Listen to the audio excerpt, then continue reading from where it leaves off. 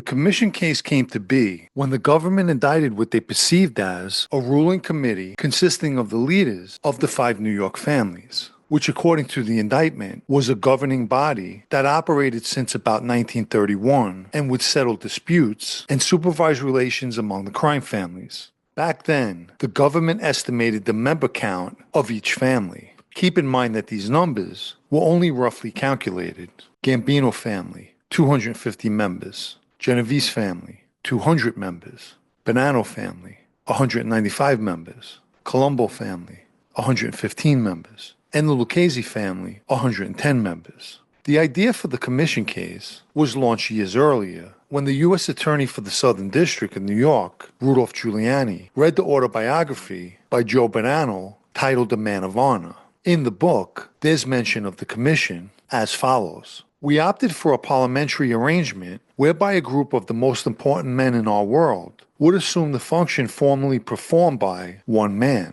This group became known as the Commission. So Giuliani's position was, if he could write about it, we could prosecute it. So in essence, the case came to be due to a book written by a former boss. The initial indictment had the following defendants: Rusty Rastelli, Jerry Langella, Ralphie Scopo, Paul Castellano, Neil Della Croce, Tony Salerno, Tony Corallo, Salvatore Santoro, and Christopher Funeri. As far as the indictment, the Lucchese family was the only family where the entire administration was indicted. The defendants were arraigned in Manhattan Federal Court on February 25, 1985, all with the exception of Corallo, Della Croce, and Scopo, who were all hospitalized at the time, whether strategically or coincidentally. Rastelli would ultimately collapse in the courtroom and had to be taken to a hospital. The chief prosecutor suggested that he was trying to win sympathy for himself or help his co-defendants get separate trials. Nonetheless, Rastelli was eventually severed from the case due to an unrelated trial he faced in Brooklyn, and Bruno Indelicato would be added to the case as the sole defendant representing the Bonanno family. A superseding indictment in June of 1985 included Carmine Persico and Stefano Canone, who was the Bonanno consigliere. But Canone would never make it to trial and died months after being indicted. 2 other defendants would join him in death before the trial. Neil Della Croce passed away on December 2, 1985 due to terminal cancer, and Paul Castellano would be killed in Manhattan on December 16, 1985. Carmine Persico made the decision to act as his own lawyer, and a hearing was held by federal judge Richard Owen to determine whether Persico was fit to represent himself. Persico actually went on the witness stand, where the judge asked him whether he had any prior experience with the judiciary. Persico responded, "I've had quite a bit of experience with the federal government. I intend to try this case the best way I know how." He also added that his decision to represent himself was not based on financial hardship, was because he felt he could best represent himself.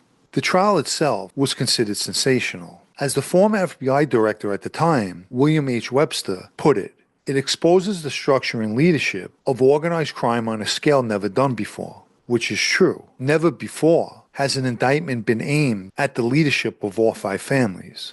You have to wonder what was going through Chin's mind watching Fat Tony not only be indicted as the boss of the West Side, but prance before the media. Chin, the actual boss, must have patted himself on the back and felt that his crazy act, coupled with the West Side's hide the boss method, worked like a charm. The government claims it established that from the late 1970s up until 1985, Salerno was the acting boss and subsequently the boss of the Genovese family. The indictment charged the defendants with racketeering, which related to 3 commission schemes, the first being an extortion and labor bribery operation known as the Club or the Concrete Club, which involved all the defendants with the exception of Indelicato. The scheme involved an arrangement between the commission, several construction companies, and the district council, which was headed by Ralphie Scopo. This was a joint venture among the families where the rules were set in place by the commission, such as only commission-approved companies were permitted to take concrete jobs worth more than $2 million. Any job worth more, and the company was expected to pay the commission 2% of the contract price. The commission approved companies for specific projects and would rig the bid so that the company had the lowest bid. The government claimed 7 such concrete companies were involved in this scheme.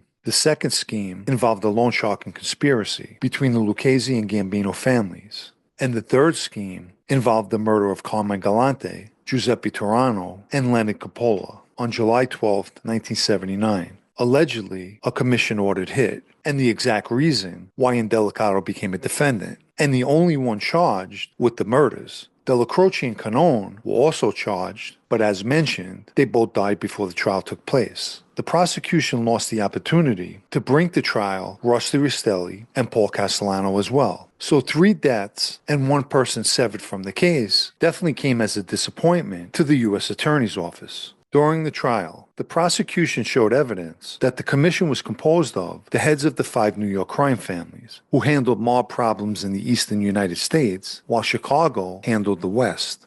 When an ongoing issue within the Buffalo crime family reached Tony Salerno, he was recorded at his Palmer Boys Social Club. Salerno gave his input and mentioned the commission a few times, ending with, "Tell him the commission from New York, tell him he's dealing with the big boys now." The defense lawyers took a strategic approach by admitting to the existence of the organization and instead challenged the government to prove that the commission actually committed the crimes that the defendants were accused of. Defense attorney Samuel Dawson told the jury, "This case is not about whether there is a mafia. Assume it, accept it, there is. Nevertheless, just because a person is a member of the mafia doesn't mean he has committed the charged crime or even agreed to commit the charged crime." The prosecution offered testimony of several informants, intercepted conversations, besides other information gathered during the investigation. The most significant break in the commission case was the result of a bug that was placed in Lucchese members Sal Avellino's 1982 Jaguar, where several incriminating conversations took place, including ones where the commission was discussed.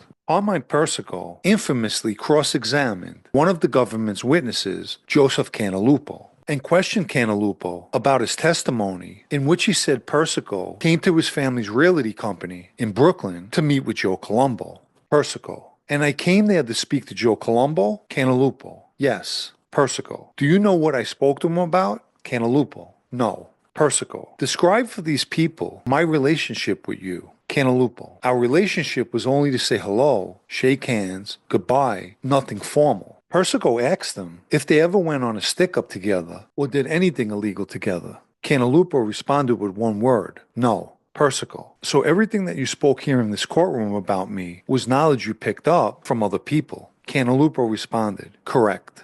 If you haven't liked this video yet, please do, as it helps with YouTube's algorithm. And if you'd like to show your appreciation for videos like this, or more importantly, help me to continue making them, you can do that by donating with the Super Thanks icon down below, or through the PayPal Cash App links in the video's description. The trial lasted 10 weeks, and on November 19, 1986, the jury convicted all the defendants, and everyone with the exception of Indelicato received 100-year sentences, as well as $240,000 fines. Indelicato received a 40-year sentence and a $50,000 fine. Tony Salerno died in July of 1992. Tony Corallo died in August of 2000. Salvatore Santoro died in January 2000. Christy Ticfaneri died in May of 2018. Carmine Persico died in March of 2019. Jerry Langella died in December 2013. And Ralphie Scopo died in March of 1993. And the only defendant still among the living is Bruno, who will be 78 years old next month.